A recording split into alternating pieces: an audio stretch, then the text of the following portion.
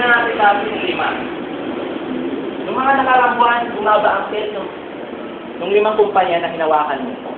Although nandun siya sa top 5, pero hindi pa rin ako satisfied doon, anak.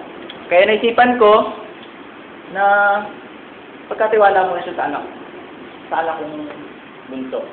Sige, Dad. Pero, Tiniwala ko sa kanya, pero kilala ko siya, Dad, eh. Sige. Huwag ka magsisi, Dad.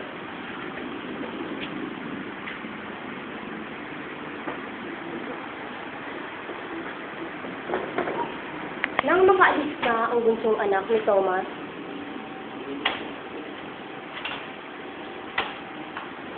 pinamahalaan na niya ang limang kumpanya na binigay ng kanyang ama sa kanya.